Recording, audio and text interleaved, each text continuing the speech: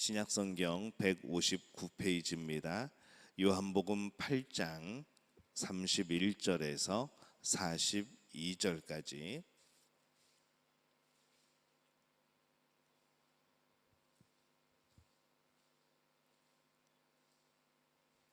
요한복음 8장 31절에서 42절까지 우리 한 목소리로 함께 봉독합니다.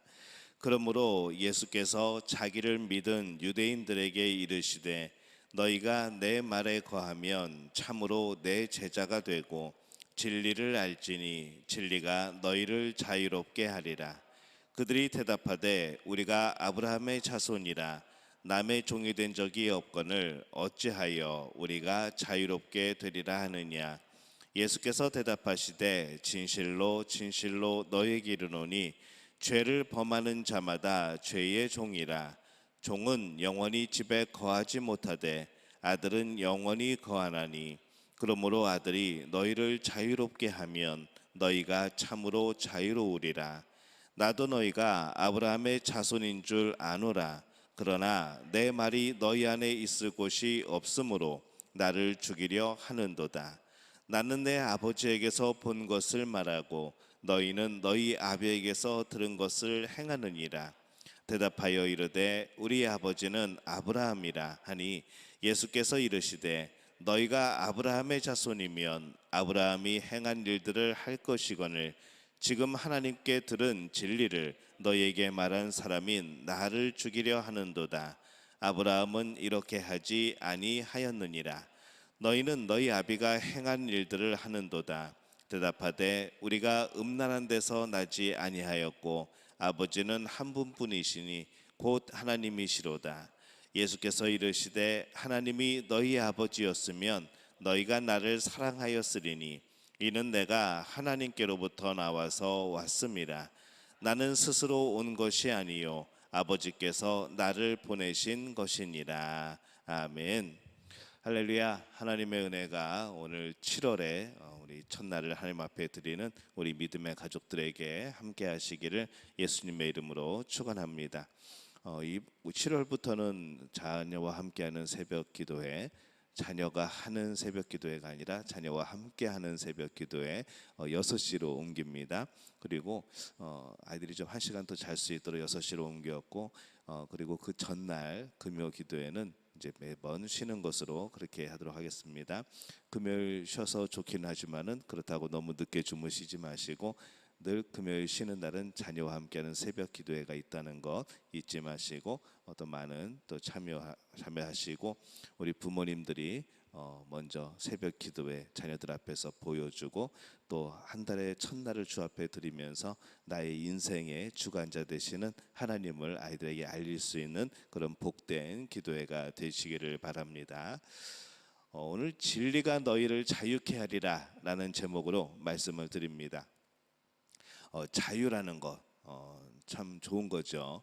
근데 이 자유함을 언제 어떻게 느끼게 되는가 하면은 예전에 TV 광고에서 공익 광고에서 이제 그런 광고를 한 적이 있습니다. 질서는 자유롭고 편하고 아름다운 것. 이제 그런 광고를 슬로건을 내걸고 그런 광고를 한 적이 있는데 처음에는 그것이 이해가 안 되죠. 왜 질서가 자유롭고 편하고 아름다운 건가? 근데 이 질서를 지키지 않으면은 여러 가지 부딪히는 일들, 질서를 지키지 않을 때에 여러 가지로 그런 어려워지는 또 장애가 생기는 일들, 이런 일들이 많은 것이죠. 오히려 질서를 지킬 때에 그 질서가 처음에는 굉장히 불편하게 느껴지지만은 서로 간에 같은 질서를 지키게 될 때에 오히려 편해지고 자유로워지고 아름다워지고 서로 이제 얼굴 붉힐 일이 없어지기 때문에 자유로워지는 겁니다. 그래서 이제 그런 슬로건이 생각이 납니다. 그래서 우리도 오늘 살아가면서 오늘 말씀을 보면서 이 자유한다는 것, 우리가 자유인이 된다는 것, 이것이 무슨 의미인가 오늘 한번 그것을 살펴보려고 합니다. 여러분에게 먼저 묻고 싶은 것은 여러분들은 자유하십니까? 이 세상을 살아가면서 정말 자유한 그런 모습으로 살아가고 있습니까? 아니면 수많은 세상 일에 묶여서 무엇인가에 묶여서 그렇게 살아가고 있습니까? 이 오늘 말씀에 보면은 이 유대인들은 겉으로는 굉장히 자유인인 것 같았지만 아브라함의 자손이고 뭐 하나님이 선택한 백성이고 그러다 보니까 우리들은 자유해, 우리들은 평안해, 편안해 그렇게 생각을 했지만은 오늘 예수님은 실제로는 너희들이 종이야라고 그렇게 말씀을 합니다. 오늘날에도 수많은 사람들이 이 세상의 종이 되어 살아가는 것이죠. 하나님의 종이 아니고 하나님의 자녀로 살아가는 것이 아니라 여전히 세상에 묶이고 세상에 매이고 또 죄에 묶여서 살아가는 사람들이 굉장히 많습니다. 그래서 하고 싶은 것을 하지 못하고 또 하고 싶지 않은 죄도 저지르게 되고 그렇게 살아가는 것이죠. 근데 오늘 그 사람들에게 오늘 예수님은 뭐라고 말씀을 하시는가 하면은 진리가 너희를 자유케 하리라 라고 말씀을 합니다. 31절에 보면은 그러므로 예수께서 자기를 믿은 유대인들에게 이르시되 너희가 내 말에 거하면 참 제자가 되고 라고 말씀을 합니다. 이 말씀을 이해하려면은 조금 생각해 볼 것이 있습니다. 예수님은 자신을 믿은 사람들에게 예수님 말씀에 거하면 참 제자가 된다라고 말씀을 하죠. 그러면은 이 믿는 것하고 이 제자가 되는 것이 다른 걸까라는 그런 궁금증이 생깁니다. 오늘 말씀 자체가 그렇죠. 예수께서 자기를 믿은 유대인들에게, 지금 유대인들이 자기를 믿는다고 그렇게 말씀을 하죠. 근데 너희가 내 말에 거하면 참 제자가 되고, 그럼 예수님을 믿는 것하고 이 제자가 되는 것이 다른 건가? 바로 이 질문입니다. 근데 과연 이 믿는 것과 제자가 되는 것이 다른 건가라고 물어볼 때에 그것은 아니라는 것이죠. 여기에서 이 예수님을 믿은 유대인이라고 표현을 할 때에 이 유대인들이 그 당시에 믿었던 것은 무엇인가 하면은 예수님을 믿어서 구원에 이르는 그런 믿음이 아니고 바로 일반적으로 나는 하나님의 자녀니까, 하나님이 선택한 백성이니까 나는 자연스럽게 구원을 받을 수 있어 라고 생각했던 그 유대인들의 믿음을 말씀을 하는 겁니다. 그래서 이 믿음의 사람들, 이 믿는다는 것이 우리가 알고 있는 예수님을 믿어서 구원받는다는 의미하고는 다릅니다. 우리는 예수님을 믿고 또 그 말씀을 따름으로 제자가 되는 것이 맞습니다. 하지만 이 오늘 말씀에 나오는 유대인들은 그렇지 않았다는 것이죠. 오늘날 누군가가 예수님을 믿는다고 말할 때도 마찬가지입니다. 믿는다라고 말하는 사람들이 모두 다 구원을 받는 것은 아닙니다. 그러면 누가 구원을 받는가? 그 말은 또 똑같은 질문으로 누가 예수님의 참 제자인가? 라는 질문하고 똑같은 거죠. 여러분, 누가 제자가 될 수 있을까요? 누가 예수님의 제자가 될 수 있을까요? 그 말씀 안에, 예수님의 말씀 안에 살아가는 사람들, 그 사람이 바로 제자입니다. 누군가를 따른다는 것은 그 사람이 말하는 것, 그 사람이 생각하는 것, 그 사람이 행동하는 것을 따라한다는 겁니다. 그게 제자라는 것이죠. 근데 우리가 예수님을 믿는다고 하는 것은 예수님의 말씀을 잘 기억하고 또 그 말씀대로 살아가고 그 모습을 닮아가는 거죠. 그러다 보니까 예수님을 믿는다는 것은 또 제자가 되는 겁니다. 누가 제자가 될 수 있을까? 바로 예수님의 말씀에 거하는 것이라고 그랬습니다.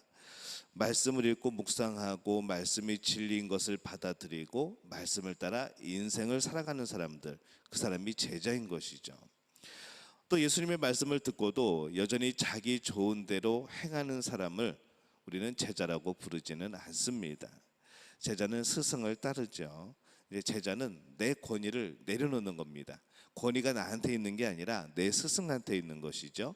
예수님한테 권위가 있고 나는 그 권위에 따르는 사람이 제자입니다. 그러면 하나님의 아들은 뭘까요? 하나님의 권위를 따르고 그 아래에서 살아가는 사람들이 바로 하나님의 아들이 되어지는 겁니다. 내 권위를 가지고 하나님을 어떻게 할 수 없는 거죠. 32절에 보면은 이 굉장히 유명한 말씀입니다. 근데 이 31절을 우리가 기억을 하게 될 때에 우리는 32절만 자꾸 기억을 하죠. 32절에 이렇게 되어 있습니다. 진리를 알지니 진리가 너희를 자유롭게 하리라. 근데 31절 우리가 좀 전에 읽은 말씀을 잘 기억을 못합니다. 32절만 우리는 기억을 하는 것이죠. 31절은 이겁니다. 그러므로 예수께서 자기를 믿은 유대인들에게 이르시되 너희가 내 말에 거하면 참으로 내 제자가 되고, 우리는 이 말씀을 자꾸 잊어버리고 그 다음에 나오는 진리를 알지니 진리가 너희를 자유롭게 하리라. 우리는 이 말씀만을 기억을 하죠. 근데 이 32절 말씀은 31절 말씀의 결론입니다. 31절 말씀대로 살면은 32절처럼 된다는 것이죠. 그래서 우리를 자유케 하는 것은 우리가 말씀 안에 거할 때, 그때 자유롭게 되는 겁니다. 그래서 또 작은 세부적인 사항으로는 우리가 매일매일 삶에서 말씀을 기억하고 말씀대로 살아갈 때에 우리는 자유케 된다는 것이죠. 그래서 이것을 우리가 어떻게 해석을 하면 이해를 할 수 있을까라고 생각해 볼 때, 이 구절은 우리가 진리를 알아야 된다는 것이 아니라는 겁니다. 진리를 알면은 자유롭게 된다, 질서를 지키면 자유롭고 편하고 아름답게 된다, 그것이 아니라 바로 오늘 이 진리를 알지니, 이것은 우리는 보통 생각할 때 진리를 알아야겠네 라고 생각을 하지만은 그것이 아니라 예수님의 말씀이 우리 안에 거하면 우리는 진리를 알게 될 것이다 라는 그런 의미라는 것이죠. 그냥 진리를 알게 되면은 그것으로부터 시작되는 것이 아니라 어떻게 진리를 아는가? 예수님 말씀이 우리 안에 거하면, 그 말씀이 내 안에 있으면은 우리는 진리가 뭔지를 알게 되고 그 진리는 우리를 자유롭게 한다, 그런 의미라는 것이죠. 우리가 말씀 안에 거할 때만 진리를 알 수가 있습니다. 법을 모르면은 그 법 안에서 살아갈 수가 없죠. 질서를 지키지 않으면은 모두가 불편하게 됩니다. 진리를 알 때만이, 우리는 말씀을 알 때만이 그 진리가 무엇인지를 알게 되는 것이죠. 우리를 둘러싸고 있는 것 중에 무엇이 진리이고 무엇이 거짓인지 어떻게 합니까? 내가 진리라고 생각하고 내가 진리를 따라갔는데 그것이 진리가 아닐 때 얼마나 충격이 되고 얼마나 억울한 일이 되겠습니까? 무엇이 진리고 무엇가 진리가 아닌가를 알게 되는 것은 말씀이 우리 안에 거할 때라는 것이죠. 진리를 알기 전에, 예수님을 알기 전에, 우리가 말씀을 알기 전에 우리는 얼마나 많은 것들에 매여져 있었습니까? 무엇인가 조금 해도 이게 잘못된 거 아닌가, 무엇이 진짜인가 가짜인가 구별되지도 않고, 그런데 우리가 하나님의 말씀을 알게 되었을 때 이제 구별이 되는 것이죠. 이게 진리구나, 이게 하나님이 기뻐하시는 것이구나, 이것은 하나님이 기뻐하지 않는 것이구나, 우리는 그것을 알게 되는 겁니다. 우리에게 무엇을 하게 만드는 것, 무엇인가를 해야 하게 만드는 것은 우리를 얽매이는 겁니다. 하지만은 우리는 대부분 뭘 생각하냐면 의무라는 게 있죠. 의무, 꼭 해야 되는 거. 내가 당연히 이 나라의 백성으로서, 시민으로서, 아니면 대한민국의 국민으로서 꼭 해야 되는 거. 우리는 이 의무를 자꾸 어떤 얽매임으로 생각하게 되죠. 근데 그 의무가 만약에 진리라면, 내가 오늘 힘들어하고 뭘 지켜야 되고 이것은 꼭 해야 되고, 이것이 그냥 세상이 우리에게 요구하는 것이 아니라 하나님이 우리에게 요구하시는 진리라고 한다면 우리는 그것이 더 이상 힘든 것이 되지 않는 것이죠. 부모에 대한 공경, 그 다음에 자식에 대한 사랑, 그리고 이런 것들이 우리가 의무로만 느껴지면은 굉장히 힘듭니다. 근데 이것이 하나님이 말씀하신 진리라고 생각되어지면은 우리는 선택할 것이 없이 그것을 하게 되는 겁니다. 바로 이것이 자유해지는 거죠.